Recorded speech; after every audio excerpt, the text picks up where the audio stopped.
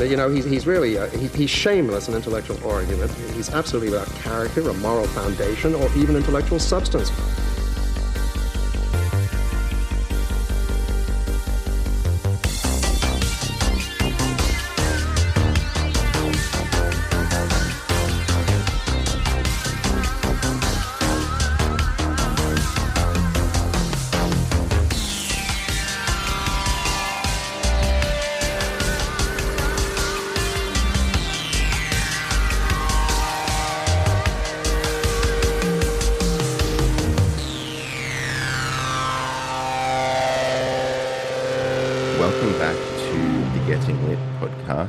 Last week, we spoke to Emily Russo about her novel Vivian.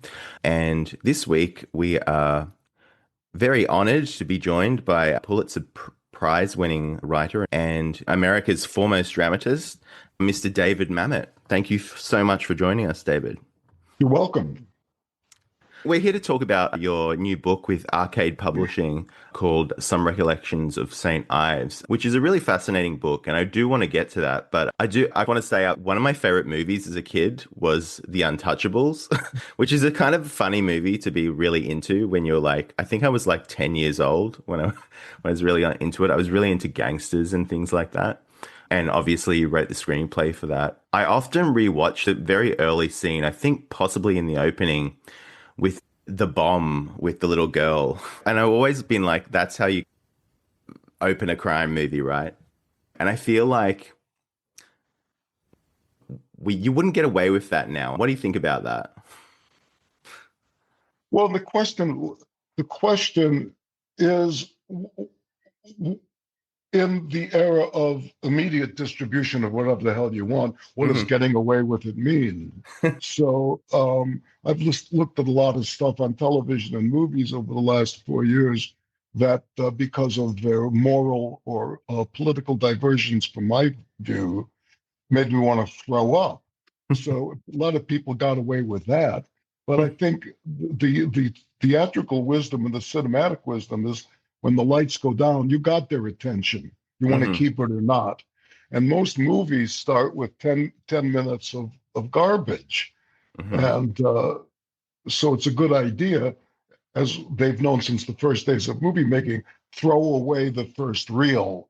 You know, if you get their attention, if you get their attention right off the bat, the audience was always very smart, is going to give you a lot of leeway down the line, should you ever, God forbid, need it.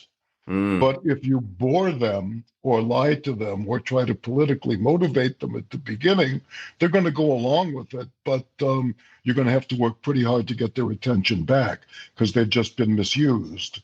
Yeah, 100%. Like, I also really respect that about you, whether you're doing like film or theater or even like in prose novels, nonfiction, that there is an attention to the audience. I think like the artiste tends to be like the audience is just an afterthought, but I like that you really privilege the audience there and like respect them enough, their intelligence and all of that sort of stuff, which I really think that is lacking with a lot of that kind of artistic type. Well, they've been paying my rent for 50 years. Yes. 100%. But yeah, the other part of that scene that I always thought, and you know, it kind of is threaded through your work, is like, I do think that, and some might say that there's a kind of brutality in some of your stuff. And I feel like that opening scene, I'm just reflecting on that. I feel like that the shying away from, you know, brutality or like in the cinema or whatever, and depicting that, which, you know, is a part of human nature or whatever. I feel like one of the reasons why that there is less of that, or like you couldn't get away with that, or you can't depict that or whatever, is I feel like there's so much hostility like enacted in the world and like social media and stuff like that, and attempts to tamp down its expression, that you don't people kind of shy away from that for that reason or something like that. I don't know what you think about that. Well, I don't know. I mean, I don't know what, I don't know what, it's essential to the form a gangster movie and a film noir. A Mm-hmm. film noir, there has to be duplicity, or there's no film. It's essential to the gangster movie, there has to be brutality. Now, whether that brutality is explicit or implicit, you're probably better off if it's implicit than explicit, because if it's explicit, it tends to tick over into violence porn. There's no place for that. Mm-hmm. But there has to be brutality of some sort or another in a gangster movie, because the gangsters are brutal. And the two things that they are, I grew up in Chicago, right? My grandparents knew Al Capone. Everybody grew up in Chicago knowing both the history of the gang wars, which was still present, and the reality of the Mayor Daley administration, who were a bunch of thugs. And he was the mayor for 27 years. So we grew up knowing everything in Chicago is about who gets to do what to whom, what does it cost, and what happens if you don't. So that's a pretty brutal street understanding of the situation at that time. And so later on, moving to places like, I left the United States and moved to California, and over here in Los Angeles, the idea that you're living in a place where you can't fix a parking ticket, that's okay, I get it, but that they don't understand that privileged people who did not grow up in an actual neighborhood, in the rough and tumble of an actual city, don't understand that somebody's always going to get paid off one way or another to do something. And I'm still kind of shocked by that. When it's like, how of a government, any government, how can they do that? Well, that's a rhetorical question. What that means is, oh gosh. Yeah, I remember reading Didion essay about the bureaucracy in California, and it was just so incredible. I couldn't believe it, how much like graft there is, and government getting involved with everything. I actually did want to ask you about government involvement in the arts, because I know that you kind of got your start in the theater. And you kind of got the itch for that, and you kind of worked with a lot of people in a real sort of scrappy kind of theater group, whatever. And I'm guessing you had no support from the government there back in the day. No, I never had any support from government, with one exception. I was in New York, and I was living on some friend's couch, and I met this woman we were doing some stuff off Broadway, and I met this woman called Ellen Rudolph, who just gotten a job as the head of the New York State Arts Council. And somebody told me that they were giving away a grant of $4,000, which is about easily 10 times more money than I've ever seen in my life, for someone to write a children's play for the New York Arts Council. And they said, well, Ellen Rudolph is in charge, and the deadline is 5 o'clock this afternoon. So I went over to her office, and I said, I got this children's play I want to write. And she said, oh, tell me about it. What's it called? And I made up this name. I said, it's called Binky Rudich and the Quest for the Two-Speed Clock, or The Revenge of the Space Pandas. She said, okay. Give me a check for $4,000. So I gotta come clean. I mean, other than that, and with the exception, of course, of myself as a recipient, I don't think the government has any place getting into the arts, because what government means is somebody, right? Somebody is going to appoint somebody to determine what the government's going to give money for. So in the real world, that somebody is the audience. As a conjoined whole. But other than that, the somebody who's given the stuff away is either going to give it to his or her friends, like Ellen Rudolph did it to me, or to something which supports the political ideas and the ideology of what the government stands for. And it doesn't even have to be government. If you look at art museums around the world, right, what you're dealing with is not a person buying art or even a person appreciating art, but you're dealing with curators, right? And so who are curators? Just like people get into government, and people who can't do anything else and like a little bit of power, the curators are people who can't sculpt or can't paint, but have a good idea, and they're going to shove it down your fucking throat. And it's always like about KPIs and ticking boxes and things like that. Like I know that you've said previously that you've said that the government involvement in arts is deleterious, and I kind of agree. But how do you think like it is something that I've wondered about as well? Like how do we get government out of it when so many like working artists, if you want to call them that, are kind of sucking at its teeth? You know, like at least in my country, like in America, it's probably a little bit more of a free for all, but I don't know what you think about Well, that. well, the only, listen, Milton Friedman, the great genius of 20th century economics, won the Nobel Prize. And he said, there's only one way to deal with government, there's only one way, and that's cut taxes. Mm, He says, because everyone sucking up to government has a brief, and everyone in government has a brief. They're not going to give any money away to anything which doesn't either put money in their pockets if they're stealing it or accord with their political or sociological agenda or promote their party. They're not going to do it. Why would they? I mm, wouldn't, and you wouldn't. They aren't going to. So it's impossible for the citizen to say, I don't understand. There's the corn lobby, right, which is trying to get ethanol as a fuel. They're spending $25 million a year to bribe some son of a bitch. And there's the aviation lobby, which is trying to get zinc replaced by molybdenum for the pistons in a high, blah, blah, blah. You multiply that times a million, there's no way that the citizen can keep track of that. The mm, only thing the citizen can do is to give government less money to fuck around with. That's the only thing they can do. So hmm if there's less money to fuck around with, there's less corruption. It's the only way around corruption. And there's so much corruption in the little art scene as well. I think because at least in my experience, I think because the stakes are so low. But you know, that's a whole other thing that we could go into. So the book itself, Well, let me say one more thing, Sid, yeah, if of I might, course, for a of second. course. When I was first starting out, I did plays in Chicago in a garage, a 70-seat theater. None of us had any money. We had the time of our life, and we were Hmm doing what we thought was wonderful, and I think it was wonderful. And not only did we not have any money, there wasn't any possibility of getting any money because we were in a little theater in Chicago, and no one was going to take us to Broadway, and no one, blah blah blah.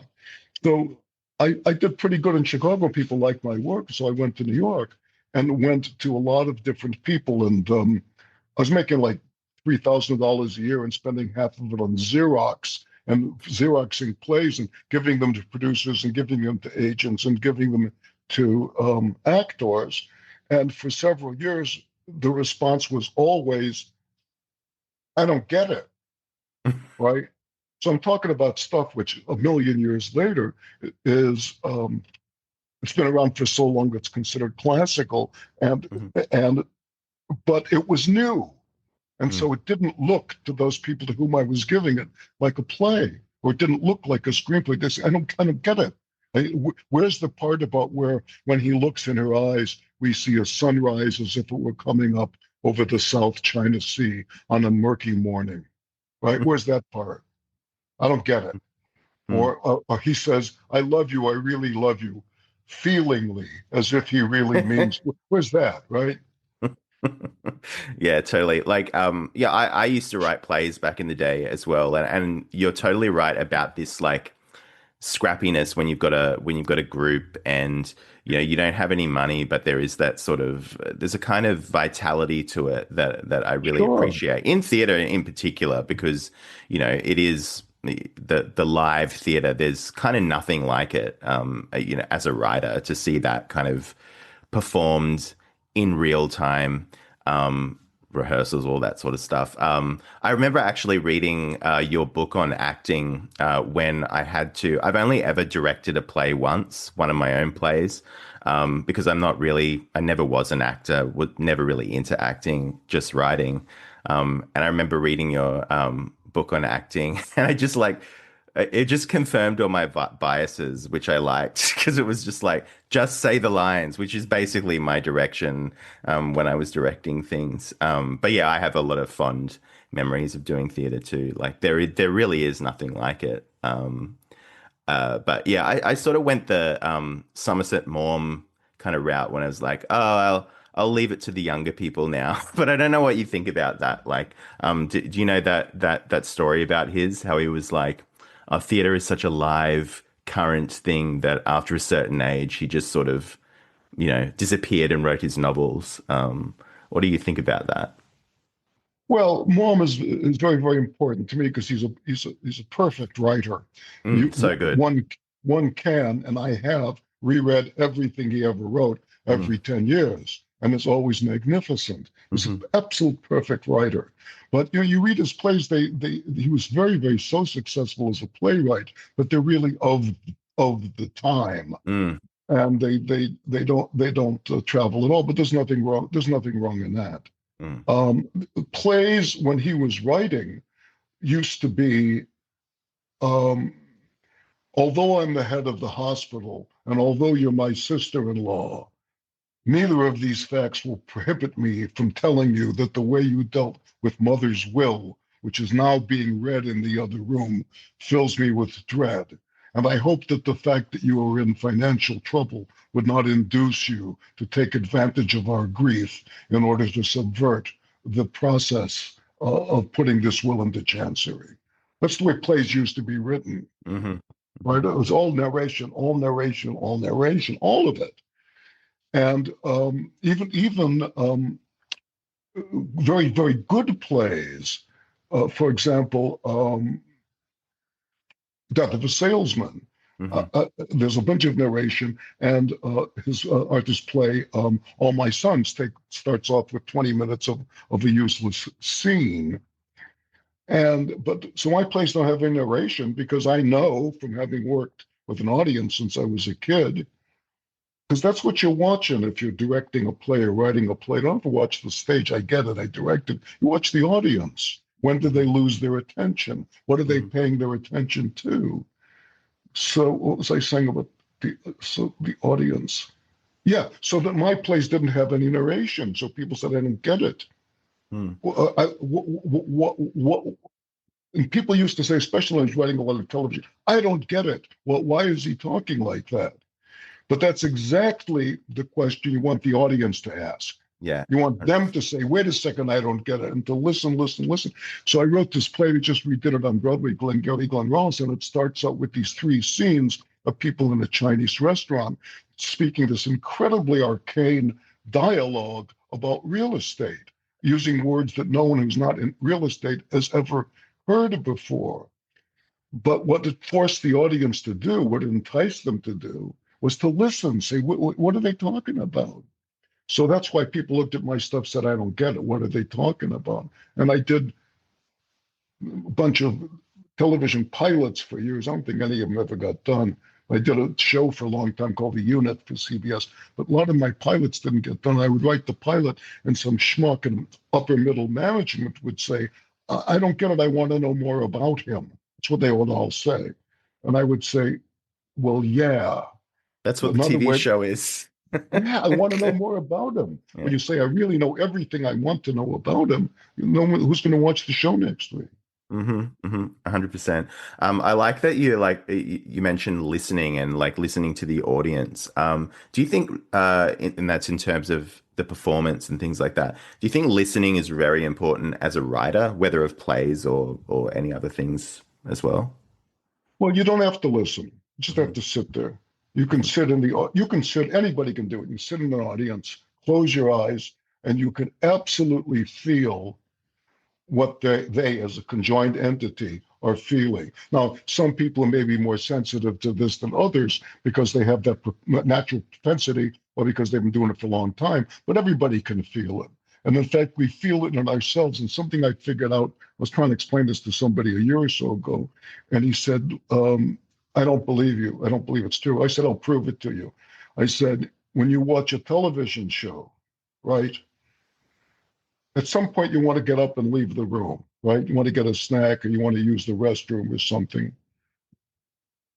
What is that point? And it's always a scene that starts and you know nothing is going to happen, Mm. right? Because if you're wondering what, your awareness of your own being, I need to pee, I need something to eat, I need a cigarette, will not kick in if you're fascinated, right? Mm-hmm. So Yeah. that's what happens if you lose the audience's attention. Their attention goes back on their stuff. They start looking at their watch, or they start yawning or reading the program. Mm-hmm, mm-hmm. But in terms of like, do you think if you're writing plays or whatever, and you've always been celebrated for your amazing ear for dialogue, and they've come up with this like Mamet speak term, which like describes the way that some of your characters talk. Do you think that is about listening as well, listening to the world, everyday people, all that sort of stuff? Because I have this thought about that where I think that good dialogue is partially listening, but it's also like taking you through the story. So it's not completely just verbatim oral history kind of stuff, but there's enough of it that gives a sense of verisimilitude. I don't know what you think about that. No, people said at the beginning when I was writing in Chicago, they say, "Oh, he just goes on buses with a tape recorder and Yeah, records." yeah. So my first instinct was, "How dare you?" My second was, "What a great compliment." So Mm-hmm. the answer to your question is, I'm just making it up. Mm-hmm. You know, Yeah, I yeah. was born with that talent, and because I figured out that I could make more money writing plays than cleaning offices for $2 an hour, I Mhm. I did it. I also had more fun. Yeah, of course. Yeah. So yeah, I want to talk about the book as well. Obviously, this is what you're here for today. So some recollections of St. Ives. I have to say that it's great to be able to speak with you about one of your novels because as far as I've seen, you don't get to talk about them much. Like it's always the plays or the screenplays but you've written a few novels. And yeah, I'm really excited to talk to you. I remember reading Wilson many, many years ago. Oh yeah, So which is a fantastic book. I think published in the early 2000s. Yeah. I think so. Yeah, Yeah. And so for those who don't know, it's a sort of post-apocalyptic account of a previously kind of internet reliant world. That's, you've got academics and like experts trying to piece things together about the world before the internet went down. yeah. And I always found it like hilarious and kind of tragic when you think about it a little bit too much. And I did actually, interestingly, I did notice some resonances with this book in, I think it's commentary on, education, the scholar, and its role in sustaining a culture, I guess.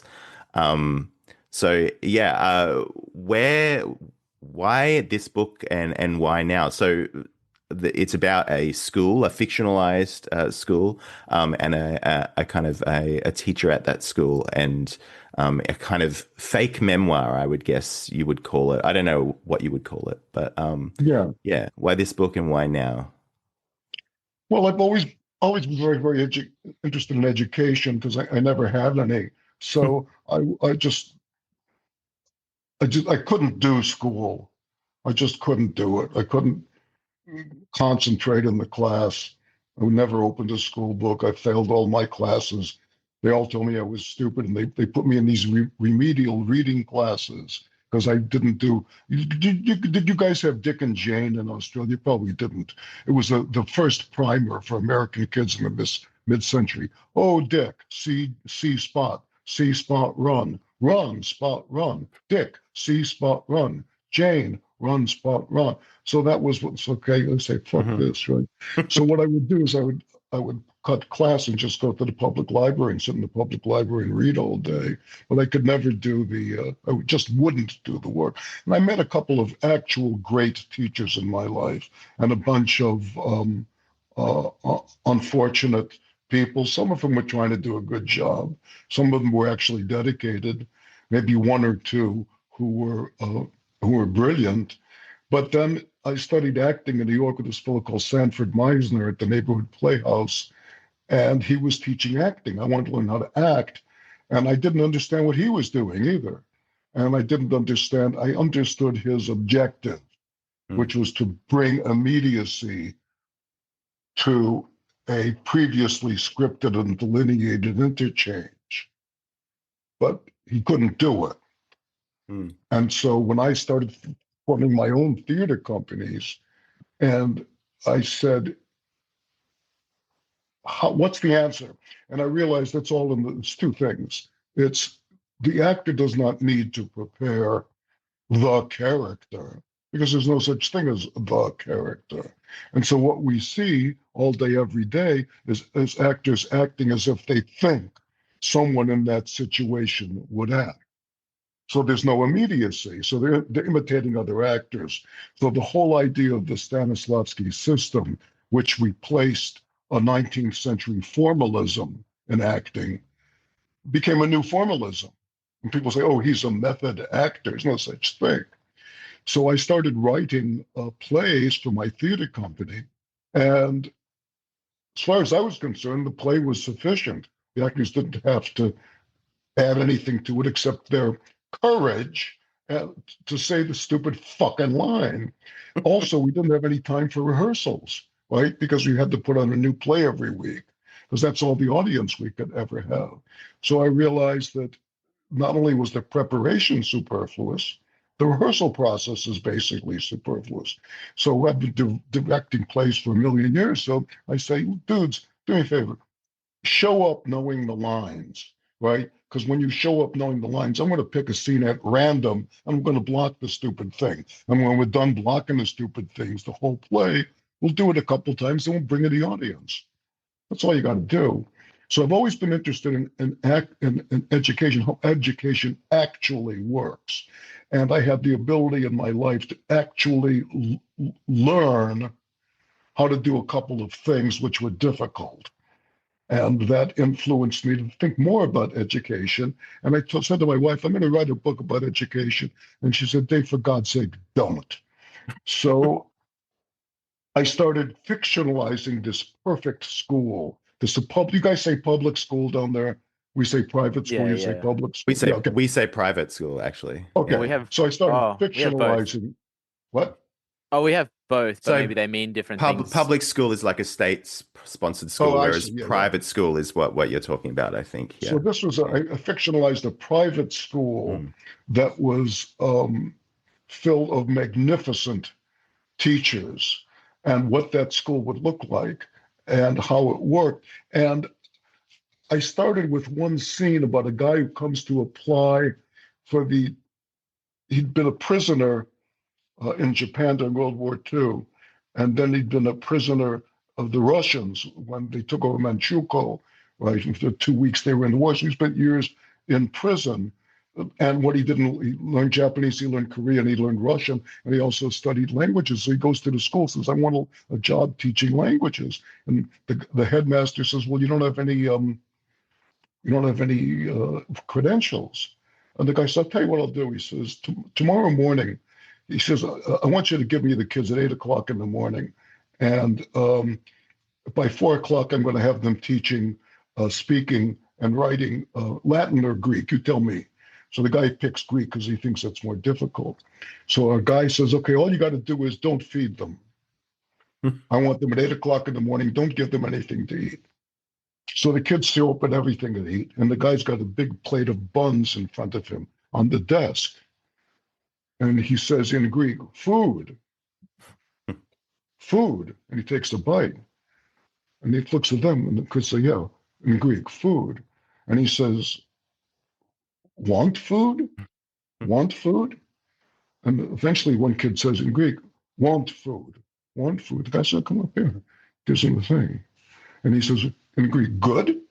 And the kid says in Greek, good. And he writes this in one, food, want food, good, someone else. And he turns to the kid, and the guy says, want food. And the guy says, you want food? Say it, I want food in Greek. So by the end of the day, he's got them speaking Greek, which is the way everybody learns any language. They don't learn it through a book. what's the third person singular possessive of blah, blah. They learn it through somebody talking and gesturing, and you look at their face the same way the dog learns English, by looking at your face. Mm-hmm. And so they give him the job. He says, listen, he says, you thought Greek was more difficult than Latin, but actually Greek is a code.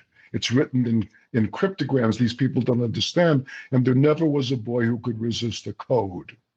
Yeah. And so then I thought about another guy, an earlier guy who becomes the headmaster, who shows up for a job teaching English, right? And the guy who's founded the school, founded right after the Civil War, this happens in about 1880.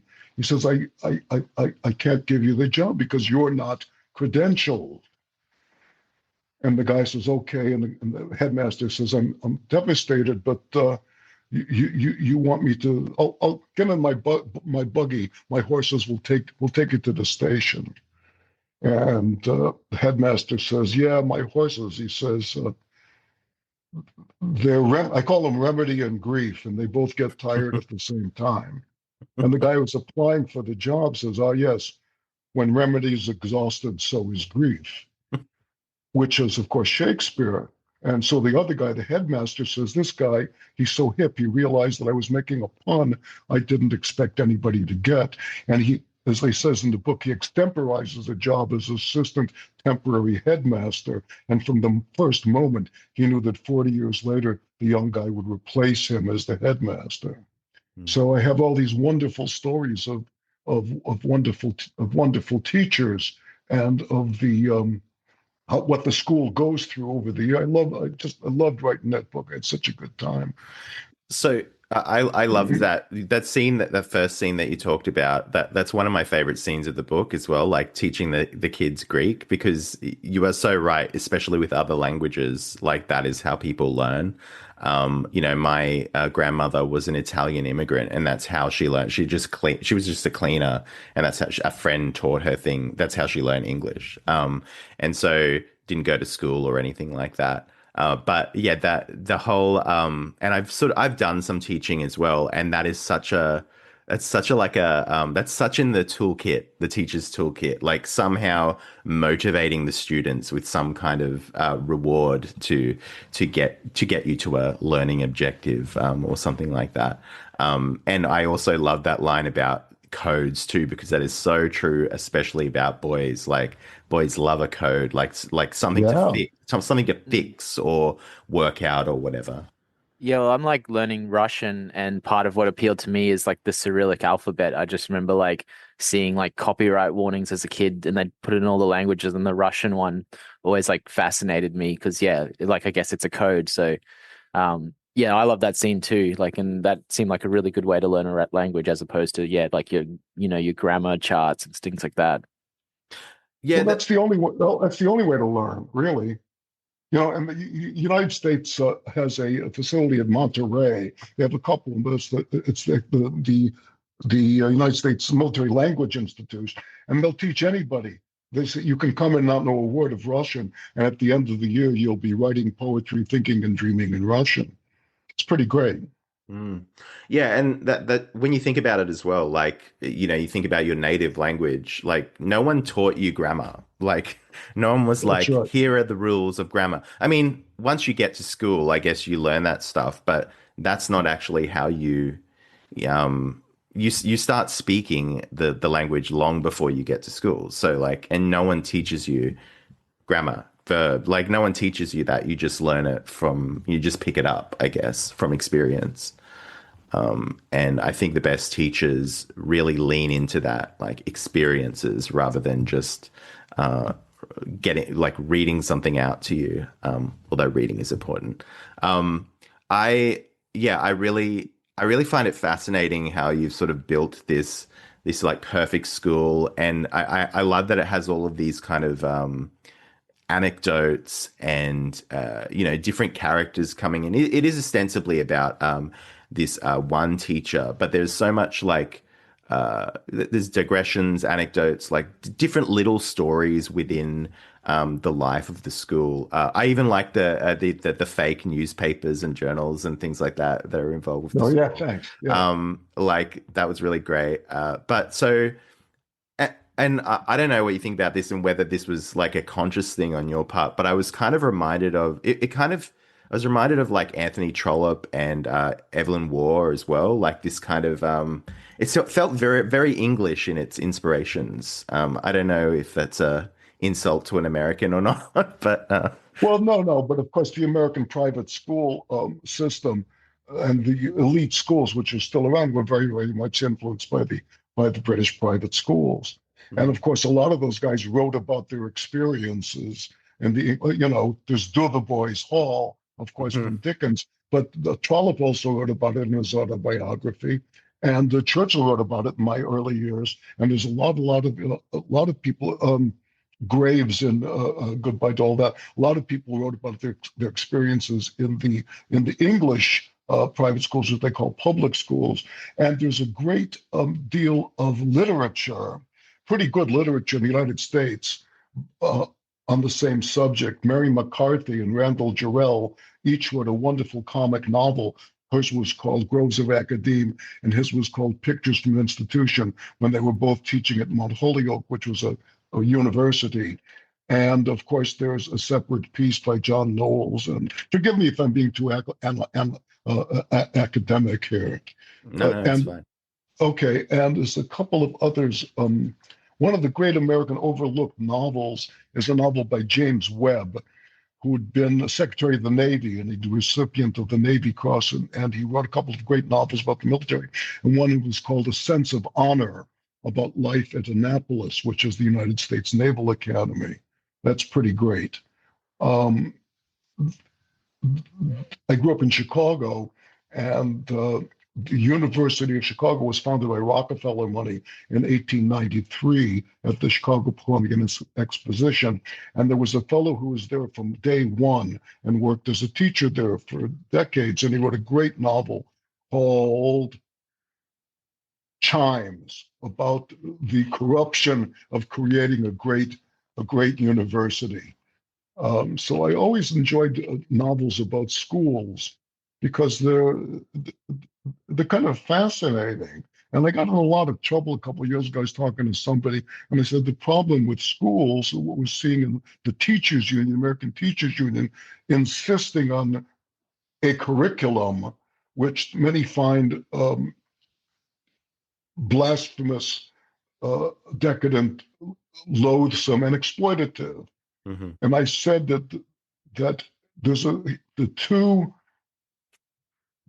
incipient problems in education which grow with the distance from the parents are pedophilia and sadism, right?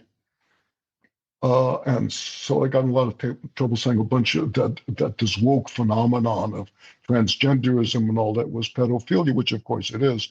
But the other thing is sadism, which doesn't have to be hitting your head with a ruler, but all of us, I believe, at some point have encountered the bad teacher who humiliates one, and one remembers it for entire lifetime. Entire lifetime, never goes away. Yeah, like lords it over the children or whatever. Usually for some, Lord of the sure. They've got some kind of like deficiency in their own life, I feel like.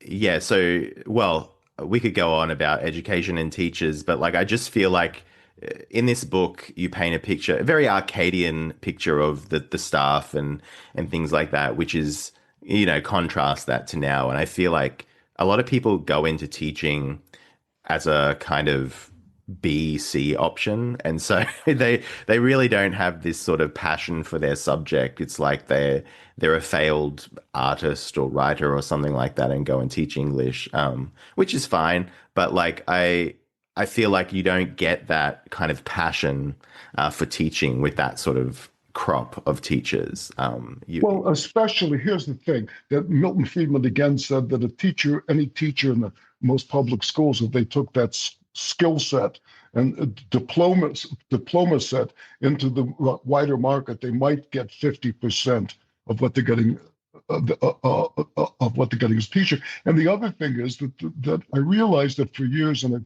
a father of a bunch of children and all, and put up with all sorts of teachers, we listen to people saying, they work so hard and they correct the things, and there's a bunch of bullshit, right? They use the same curricula year after year. They go to the file, they mark the placards, blah blah blah.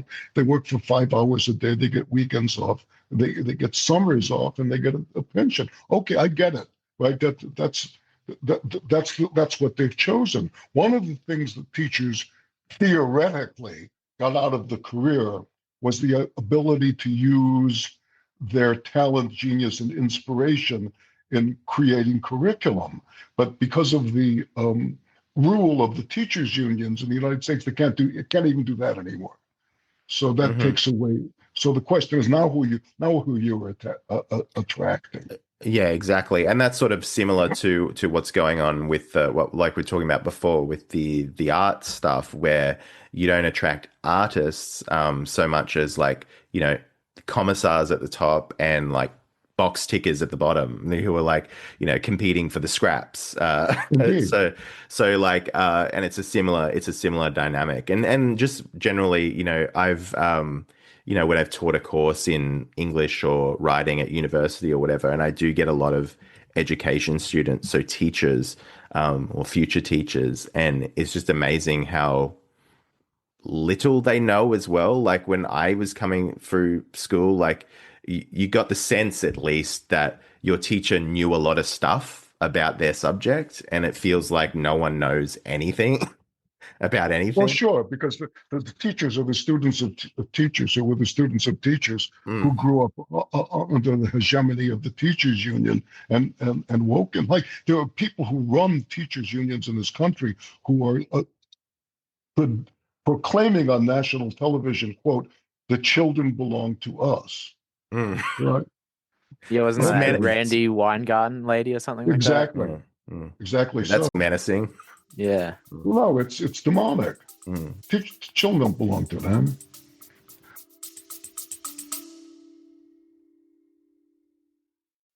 Hi there, listeners. Sorry to interrupt. We really appreciate you listening to us, but if you'd like to hear more from us, you should check out our Patreon. Go to patreon.com/gettinglit and gain access to our exclusive bonus content, including Back Matter, a special after show where we chat a little bit more informally with our guests, usually about a film or something else related to the main episode. For just $5, you get access to these bonus episodes, as well as the full archive of every episode we've ever done. For more details and to get the most out of your Getting Lit podcast experience, go to patreon.com/gettinglit. Thanks for listening. Okay, back to the show.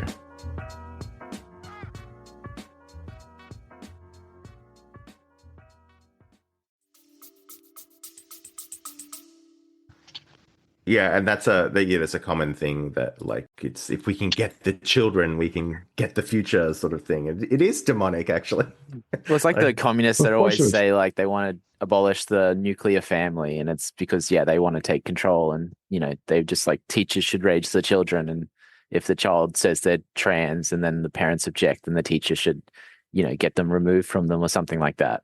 It's what they believe. It's terrible. But something about education I realized a while ago as I was starting to grow up is that all of us at some point wish we could meet a wise person who was wise and brave and committed to us.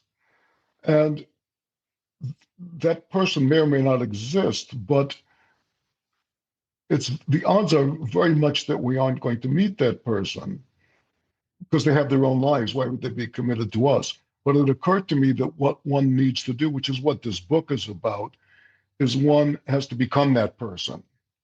So that what the book is about is a false memoir of a life in which I, or the reader, met those people.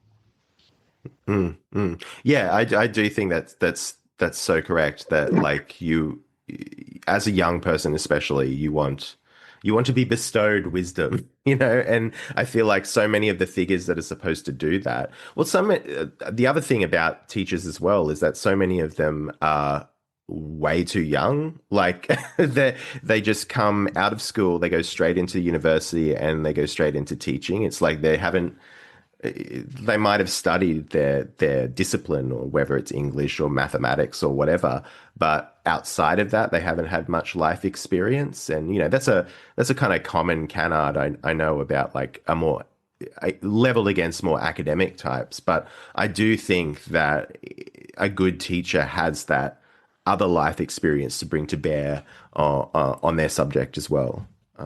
Well, there's another way to look at it, which is they don't require it. For example, in the Western migration of the United States, in the early towns, they always had a one-room schoolhouse, and the teacher was someone who just graduated from a one-room schoolhouse, because all that they needed to teach were the 3 R's: reading, writing, and arithmetic, right? And you don't need a lot of life experience to do that. You just need to understand it. The other thing, as every teacher has always known, is you just need to stay one day ahead of your class. Yes. Yeah. There's actually, I remember working in writing curriculum and stuff, which is the most boring job. I don't recommend it. But it was kind of baked into our policies here, where like someone who is, there's these framework levels, and someone who is the level above can teach someone below. So it's even baked into kind of policy and stuff. Well, like even that. when I was at university, I made money, like I was studying computer, like software engineering, and I would make money tutoring other people. And sometimes there would be people in my class, and I would just basically make sure to have sort of like attempted the assignment a little bit, so then I could just teach them the thing I figured out like that morning. And and that's it. Like I didn't even get the degree, and I was able to make money like teaching software engineering. Well, it occurs to me, I've always been very, very interested in conjuring and confidence games and cheating at cards and all that kind of stuff. And I just learned, this is so great, I hope I'm not revealing too great of a secret. We know of these places where a person would be blindfolded and would play 20 games of chess simultaneously. And what they did was, I made a move, and then you made a move, right? I moved to the second table, and the move that I made was the move that my opponent made. And so I moved to the third table, and the move that I made was the move that my second opponent. I didn't even have to know how to play chess. I love So that. everyone was just playing against themselves in a circle. Good, huh? Yeah, great metaphor for life. So, so like you're talking about how you've been fascinated by education and things like that. I did want to get your thoughts on what you think because you've fictionalized this. It presents itself as a memoir, but it's obviously just a fictionalized sort of memoir.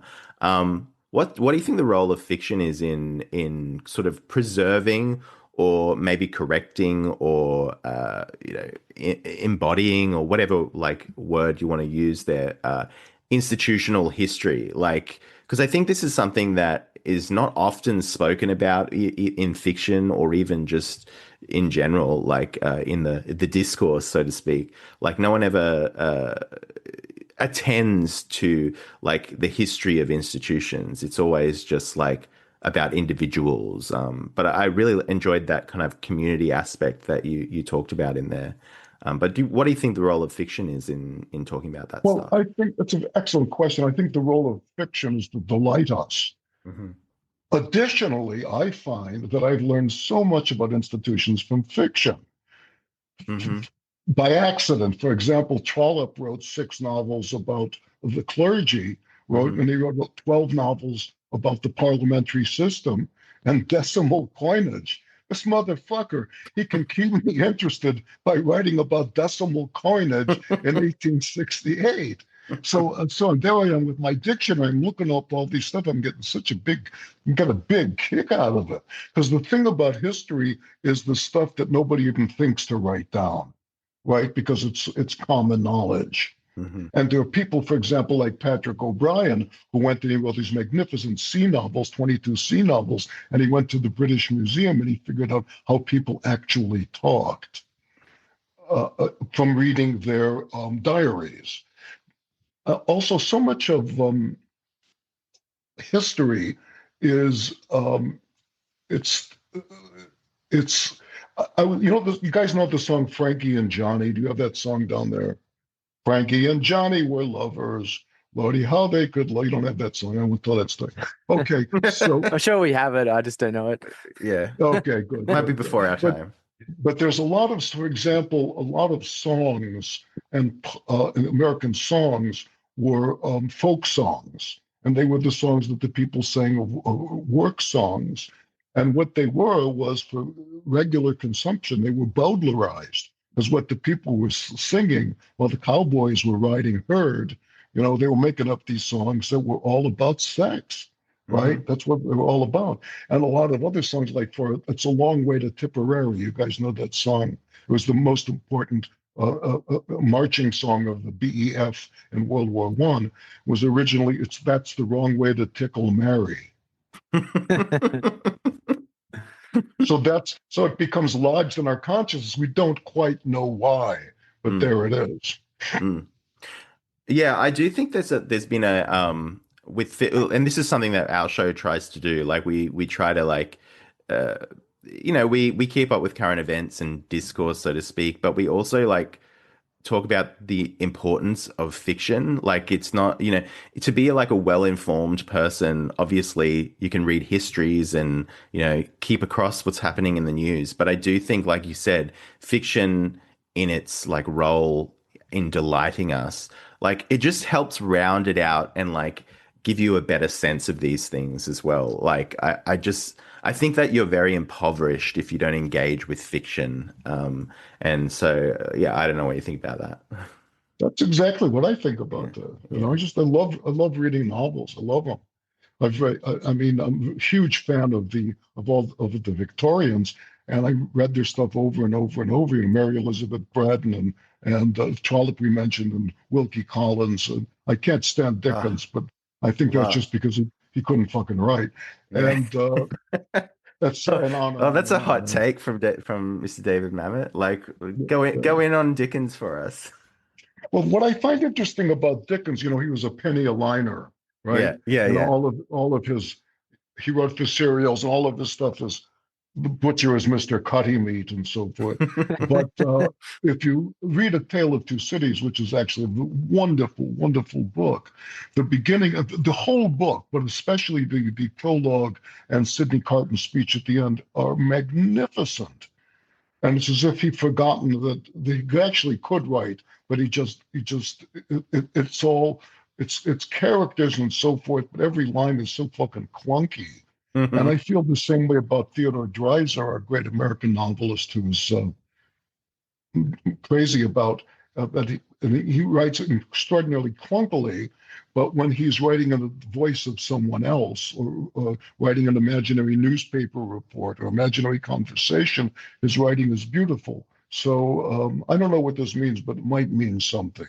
Oh, I totally agree with you that Tale of Two Cities is great. I also like, you probably hate this book if you read it. I think it's his last book, Our Mutual Friend, which is just so many characters. Like, I just love the maximalism of it. Like, it's so ridiculous. Like, and I love Wilkie Collins as well. We really have to do an episode on The Moonstone Fresta because it's such a great book. I like it so much. Yeah. It's like the template for like the mystery novel, I guess you would say, right? Like, that's right. With like the MacGuffin and everything, like it's so good. But you can see the influence of the Victorians in this, which I really enjoyed. I did want to, like, going back to fiction and things like that, I did want to ask you about, because you're not often interviewed about like the novel, but like where you think the novel as a form is now, where, we have so many kind of competing media now that, like, you've got video games, you've got movies, well, streaming, you've got all of these like distractions, and a lot of people are like pronouncing the death of the novel, but what do you think about that? Like, I don't believe that, but like, I'd like to get your Well, thoughts. I'm crazy about novels. I read them all the time. My idea of hell is I'm stuck on a 15-hour flight with no novel to read. Hmm. But there's several things involved. One is that one of the schools for novelists, especially in the United States, was periodicals. They started Hmm. off writing a story, or they started off writing a serialized piece of fiction, or they started off working on newspapers, right? Dreiser worked on a newspaper. Hemingway worked on a newspaper. Um, the front page was written by a couple of newspaper reporters.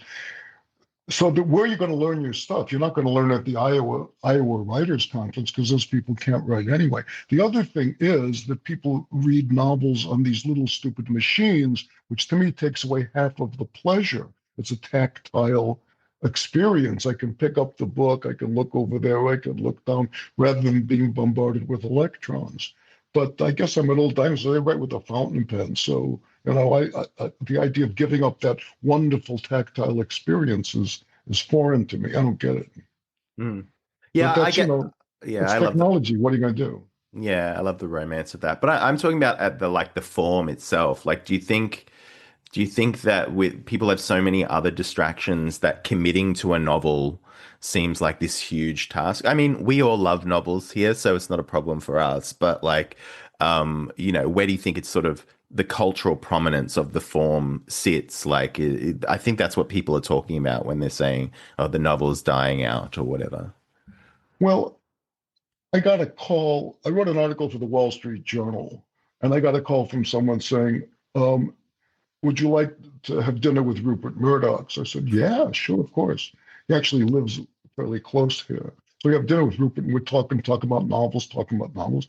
And I mentioned his natural life, right? Mm, And mm. he's never heard of. I said, wait a second, you're an Australian, you've never heard of his natural life. It's a So very famous book. Yeah. I sent him a copy, and he wrote me back. So that's what I know. I know about that. I know about Picnic at Hanging Rock, which is the most terrifying book ever written. So good. We recently did Wake in Fright. I don't know if you've seen that movie or read the book. It's No. that's really good. It's If about you an want, educator. yeah, it is Oh actually yeah. about an educator. Yeah, the book is Not really, mostly, but he is an educator. yeah, the book is very good. Like it's he's a teacher in the outback and then kind of descends down this downward spiral of like gambling and drinking in this outback town. Very, very good novel, very tight. And the movie is great, almost lost to history. Like that they found a really beat up copy, like the last copy of it, in, what was it, Pittsburgh, Fresta? I think it was, like in the Something like US. that. Yeah. Yeah. And it had marked to be destroyed on it. So it almost Wow. the movie almost got lost, but it got restored and everything. And It's easily Australia's greatest film. yeah, it's so good. Yeah. Tell me again, what's the name? Wake in Fright. Um, Okay. yeah.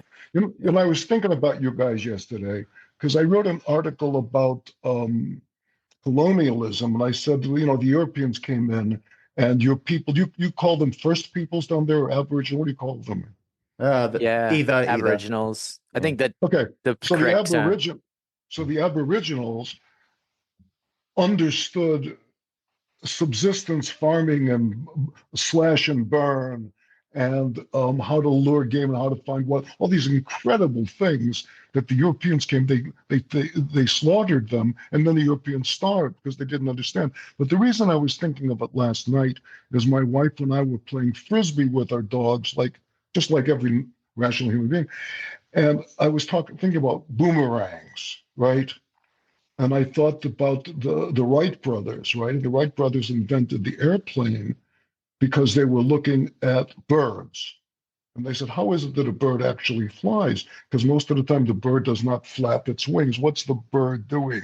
The bird is taking advantage of air currents to create a draft over an airfoil, which gives it lift. And it can use the lift either to go up or it can trade it for distance, right? Or for speed.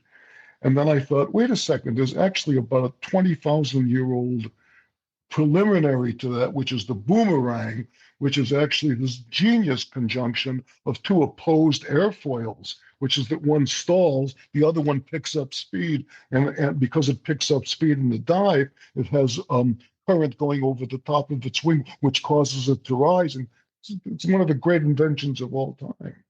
Yeah, it's crazy when you see someone who can actually use one, because you think, you know, oh, that's just in the movies, like it won't actually like come back, but they really do. Like, and it's amazing to watch it as well. Like, the other thing is, it's like Kamala Harris; it just keeps coming back.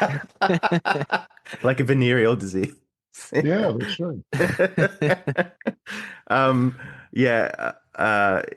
Yeah, so I love the focus on education, obviously because I've had some experience with education, and yeah, the novel itself, like I feel like there are a lot of pronouncements on like the novel has to compete with all of these different media and things like that, and I'm just like, well, I don't think it needs to compete because what it does is different to all of these other things. I don't know where you guys fall down. But the other question is, finally, so what? Because if someone wants to write a novel, write a novel. It's two separate things.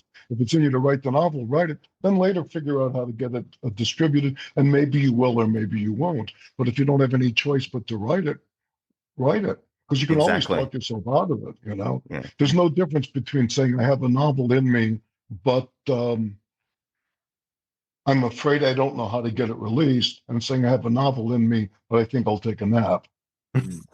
Yeah, it's not like a movie that costs millions of dollars to make either. Like you can make a novel for free. Exactly. Oh, speaking of that, thank you for the cue. I just made a movie with Shia LaBeouf called Henry Johnson, and it can be found at henryjohnsonmovie.com, henryjohnsonmovie.com. We made it for almost no money, and I'm really happy with it. Yeah, so tell us about that. Like, what's it about? Like, the story's about this guy Henry Johnson, who's played by Evan Jonigkeit, who's the star, and he's a very successful attorney. And he has a friend who's in prison for committing a heinous crime. And Henry Johnson says, "I'm going to befriend him because I knew him in college." But he goes a step farther and he embezzles money from his company in order to pay for this guy's defense. And he ends up going to prison where he meets Shia LaBeouf, who's the boss con, who teaches him the prison ways. And eventually they discover that they can get out by bribing or shaking down this counselor, a woman who's fallen in love with Henry Johnson, and it ends up in a shootout. And then Henry ends up in a barricade with a guard whose best friend he killed. And then I won't tell you the ending. It's a lot of fun. That's great. And I love that you released it online too. Like, was there any hesitation about that? Like, you know, because it's a concurrent release, isn't it, with online and yeah, it's all over. I mean, they're sticking it in cereal boxes. I don't know what the fuck they're doing. So the movie business has gone through another one of its periodic transformations. This one will be familiar to all of us under its code name of Death. So, you know, people come out there and say, I just need to talk to one guy. I just need to I got this great thing. It's just one guy, or I'm getting close, right? I'm getting close. It's, you know, it's a terminal bureaucracy, right? And what anything which is terminal do? It dies. So as it dies, it sends out more shoots, right? Trying to leach nourishment from the world. Used to call bureaucrats, but all they do is they weaken the system. So a lot of the places that were actual working studios when I first started coming out here 40 years ago are now parking lots for the bureaucrats who make nothing. Because to make a movie, any movie, I've made a lot of movies. I think I directed about 14 of them. I wrote about 30 of them that got made. Made a lot of movies. All you need is a telephone. You need a telephone, and you need the number of somebody with money.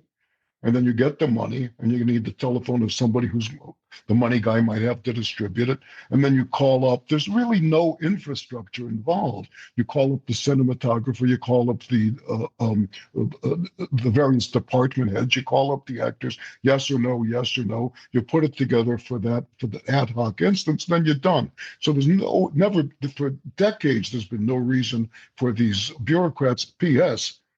80 years ago, the parking lots were actually back lots where they actually made the movies. That's been gone forever. When did this start, do you think? You say it's dying, so it's in the process of dying, but like when Well, it's always been, well, listen, there's two reasons anything dies. It's because it's unsuccessful or because it's successful. Because anything which is successful, the tree, for example, needs to be pruned, right?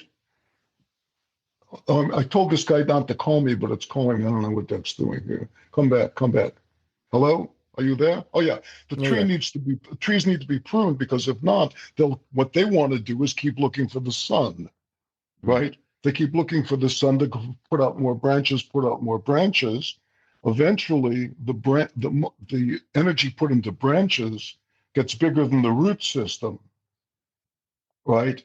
Which is actually, in addition to the sunlight, you need the nutrients of the soil, and the tree dies. It's inevitable. I mean, that's what an organism dies. It's something which was born, has a certain amount of life, and dies. So there's certain kind of things that you can do. You can prune the tree, for example, or when new technology comes in, the old organism cannot put out enough roots or branches to die. For example, they build the Erie Canal between Albany and Buffalo, like 1820. But when the railroads come in, there's nothing you can do to bring the Erie Canal back. You can't make it a better canal, right? Its time is over. So these guys come in, and online distribution comes in. The movies, which have made fortunes for 100 years, huge fortunes for 100 years, has spawned this huge infrastructure, who's going to say of a bureaucrat, my job is the money you're paying me for my job is hurting the overall bottom line of the country. I want you to fire me, right?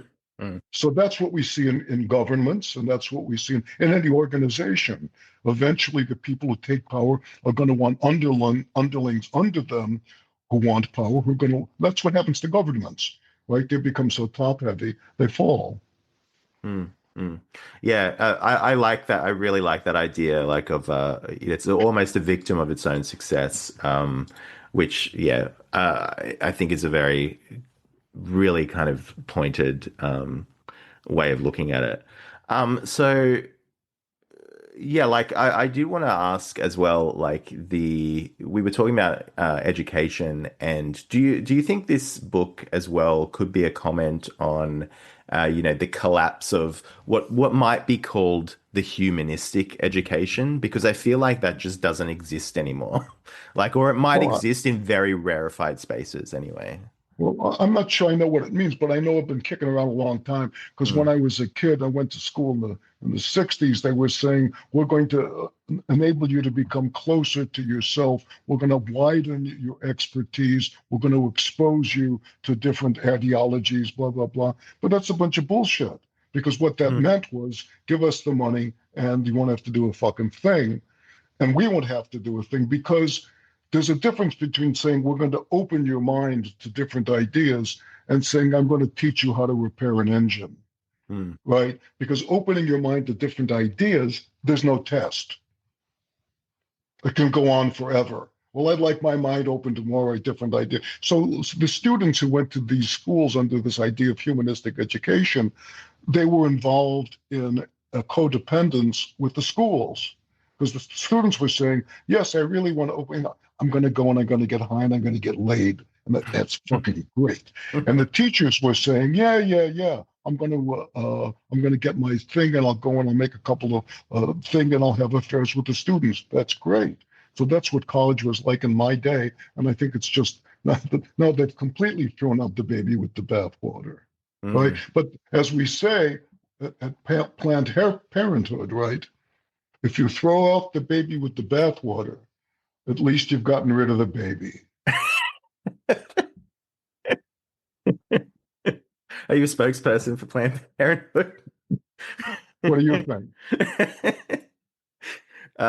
Yeah, like I don't know. Yeah, I kind of agree. Like I'm of two minds of like the whole humanistic education thing, but I think like the people who are kind of stewards of the university system and things like that don't necessarily even believe in humanistic thought anymore anyway. It's all just like literature and classics and all the stuff that they teach, philosophy, are always just sort of angles on some kind of ideological thing. Like and there's never, I mean, we've a couple of episodes ago, we've talked about Camille Paglia, and she's sort of mourned the death of the large survey course where people get this kind of synoptic overview of like human history, religions, and like great books and stuff like that. And that just sort of doesn't exist to that extent anymore. So I don't even think the oh, we're selling an open mind thing is even like opening your mind to others. I don't think it does open people's minds. They're not even selling that anymore, is what I'm Well, saying. the other question is, all of us are so susceptible to being conned, and the best way you can con anybody is by flattering them. Like, oh, I got your attention. So I say, I know what opening the mind means. You know what opening the mind means, doesn't it? What the fuck does it mean? What actually does it mean? Doesn't mean anything. So now we're into like 5 generations of the students of students of students who've been teaching nonsense. And now they aren't even teaching. What they're doing is saying to the students, go out and burn down the campus. I agree, right? I got a good friend, and he just bought a house. He's got triplets, and he's got this public school 2 doors down from his house. And he drives 30 miles every day, 4 times, to take his kids to a Catholic school. He's not even Catholic. He says, I look out of my house and I see these kids walking away from school with t-shirts that say fuck Trump and t-shirts that say free Palestine. And that's what they're teaching in the schools. These people it's the stuff that they're teaching in the schools today, especially about sexuality, but certainly about anti-Semitism and racism and blah, blah, blah. Had they been teaching it in the schools of my youth, the people would have been horsewhipped. And even a lot of the stuff that they're saying that taxpayers are required to pay money to schools that teach, a lot of this decadence, if it were said to a 12-year-old girl outside the school by a random person, would get that person arrested. So the thing is that the teachers need to keep their hands off the students if they can't teach the 3 R's. And the only way to do that is to have school choice, to get government out of it.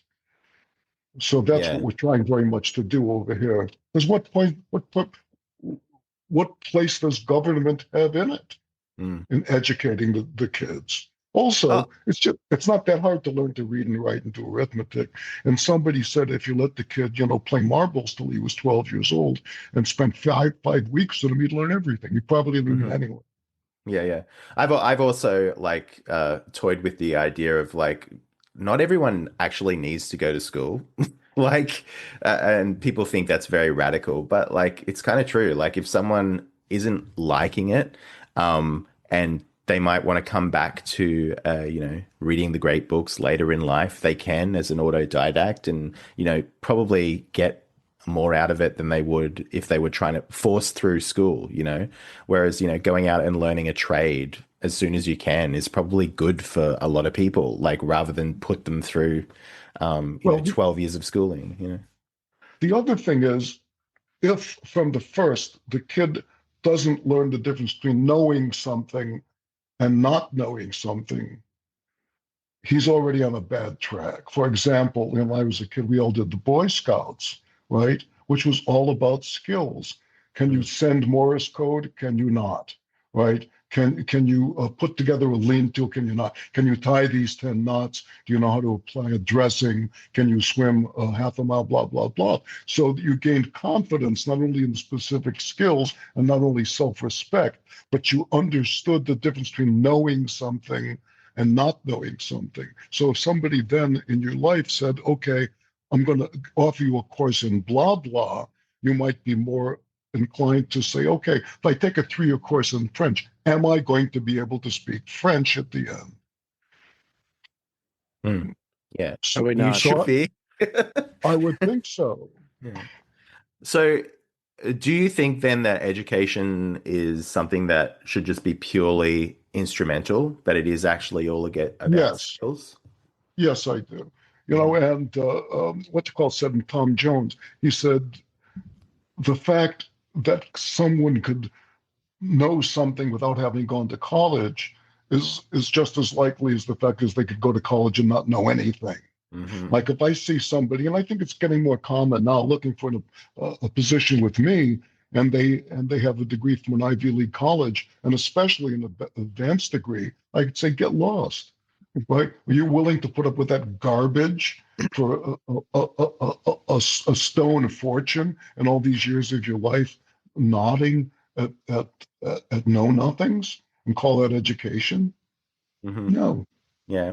I should confess that I got a PhD, but like I completely agree with you. And the reason I do is because I went through all of that. So, and kind of looking back on it, I kind of realized the uselessness of it, that like I actually remember very early in my university career being in I didn't study creative writing, but I took a creative writing elective, right? And at this point I had published like a couple of short stories, like I think about 5 or something like that in, pretty decent national kind of journals.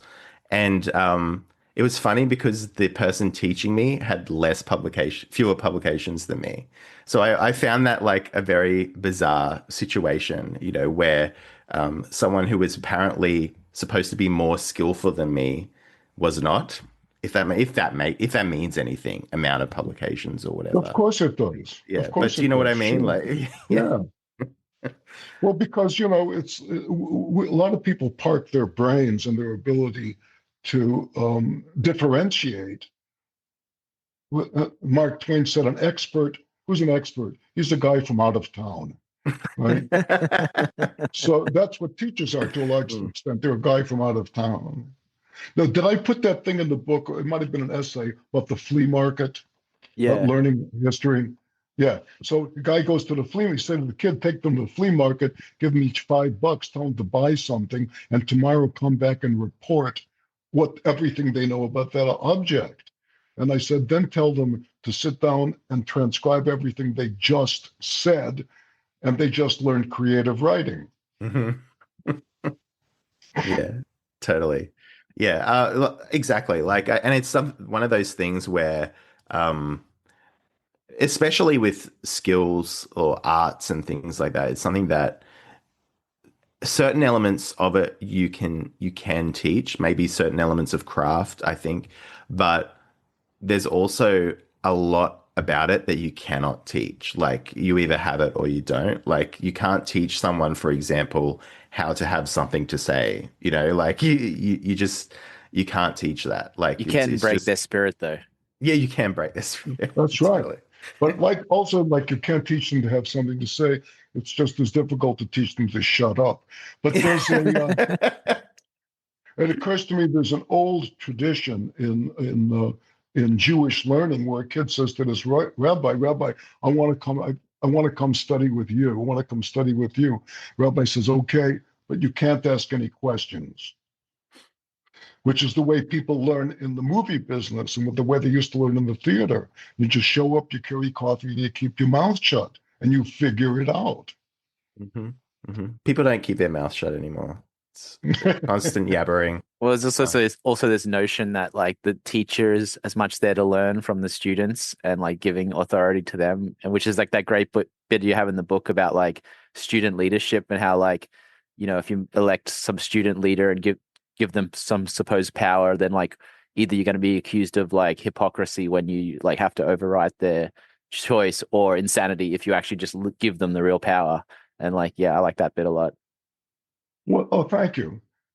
Yeah, so it's my, as I say, it's my fantasy of of a perfect school. I started a couple schools in my life, acting schools. Had a very good time. A lot of fun working with the students and disabusing them to whatever extent I and they could.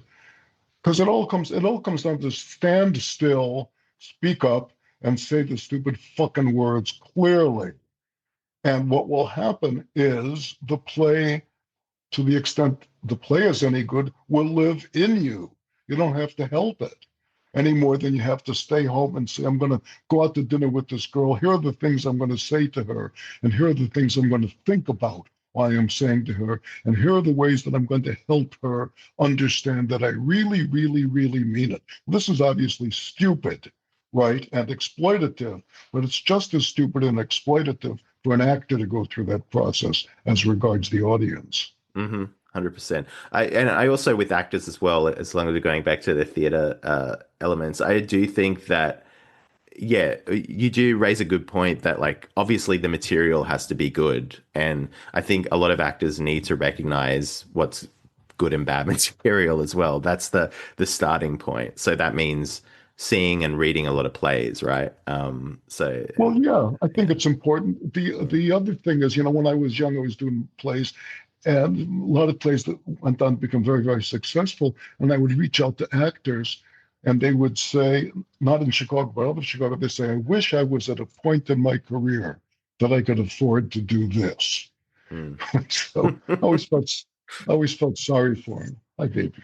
So, what do you think if St. Ives was, a real school and still around now? Do you think it would have weathered all of this woke stuff, or what would have happened? Would you have sent your children there? Well, here's the thing, when you're sending kids to school, and especially to acting schools, it was the case that people say, oh, this was the school that turned out Jimmy Cagney, or this was the school but the people who turned out Jimmy Cagney, whether they actually had any hand in it or not, have been dead for 100 years. So the school can't be any better than the people who are teaching there and the people who are upholding the strength of its traditions. And there's no organization that doesn't at some point say, yes, the traditions were fine.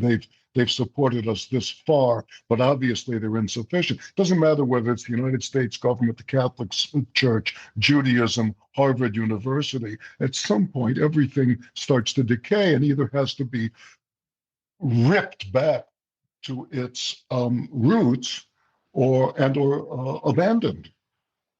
Yeah, well, like in the novel too, it seems like Hollis is trying to fight off like modernity with like making it co-ed and things like that. So, and it seems like, obviously in this fictional world, he's dead now. So it's unlikely that it probably would have weathered the storms. Eventually would have got bad administrators and bad headmasters, and it just become like your modern, progressive school kind of thing. Coasting on what it used to be, and that you raise a great point about like the Jimmy Cagney thing. Like, it makes an association that is not necessarily accurate or worthy or whatever. It sort of coasts on the reputation. And he probably was hated by the teachers there and got kicked out or something. And then they claim the credit like 50 years later. Yeah. Oh, sure. Well, it's just like all the people who claim the credit for the Actors Studio, right? All the actors came out of the Actors Studio. All those teachers did was they had a great audition process. They didn't teach them anything. They just auditioned everybody in the world and picked the people they thought were best at acting, and then took credit for the fact that they confused them a little bit. Wow. Now is that your next novel? A thinly veiled kind of a memoir about the Actors Studio? Or? No, not for them. But I've been working on a novel about Hollywood, about the death of Hollywood. So I hope maybe, God willing, to bring that out next year. Oh, amazing. With the same publisher, or? Don't know. We'll wait and see who I can take advantage of.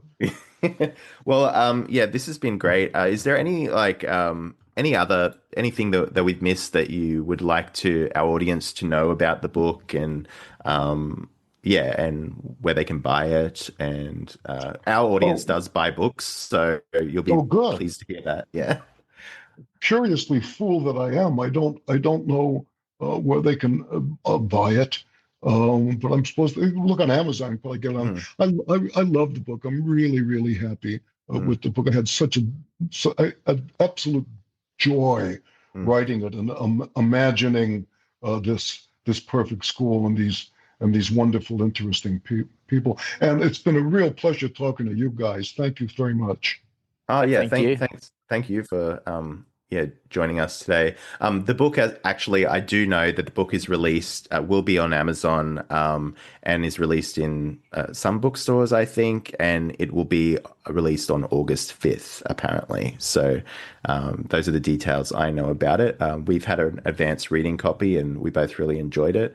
And yeah, I really recommend it. And, when you publish your next novel, please come on again. And this has been great. You've got an open invitation, David, to join us again. Thank you. I'd love to. It's good talking to you guys. Yeah, good. Bye-bye. Thanks so much. Thanks. Bye-bye, Mio. Wait. Bye-bye, Mio Orcas. That was terrible, right? That was good. No, that's better. It's better than some guests we've had. Above average, for sure. Yeah, it's above average. I'll see you in a whoop whoop. All right. It's just about to say that. Bye-bye. See ya.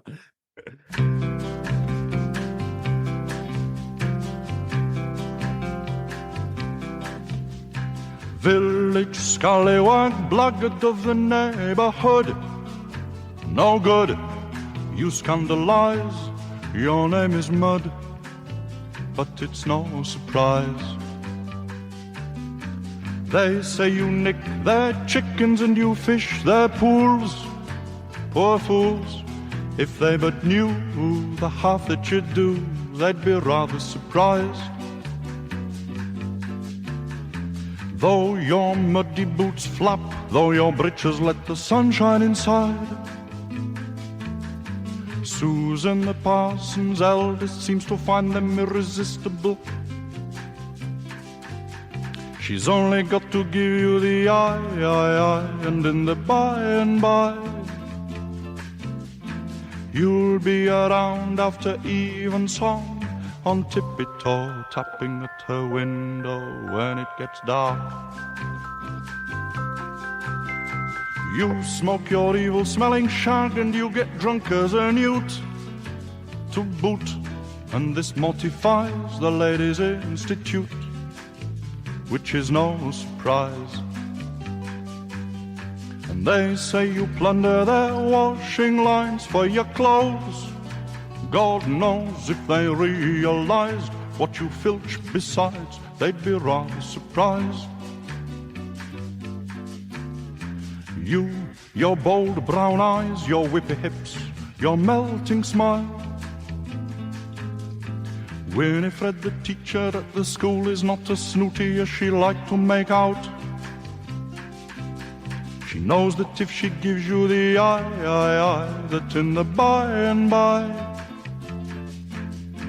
you'll come early from the pack horse tap room on tippy-toe, tapping at her window when it gets dark. You were rowdy, you were ribald at the cricket tee. Dear me, by jingo, by gad, the fella's a cad. Well, it's no surprise. And you've been seen to spit upon the magistrate's car, his motor car. You'll be chastised, you go too far, but it's no surprise. For although Rosie, the greengrocer's girl, curls her nose up as you swagger by, shy little sly boot she peeps when her old man's back is turned. She knows that if she gives you the eye, that in the by and by, You'll come tripping through her daddy's curly kale on tippy-toe, tapping at her window when it gets dark. So don't give a toss for the gossip and the tit-for-tat. Chit-chat, they're only upset that you're not dead yet, which is no surprise.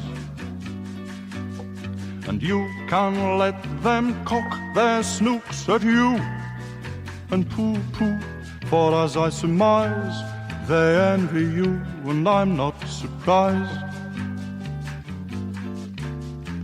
It's no wonder when you wash your back down by the riverside,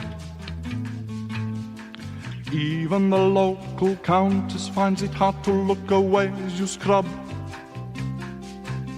She's only got to give you the eye, and in the by and by,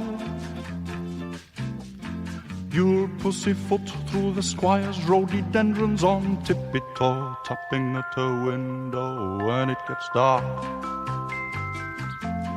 Ever so dark,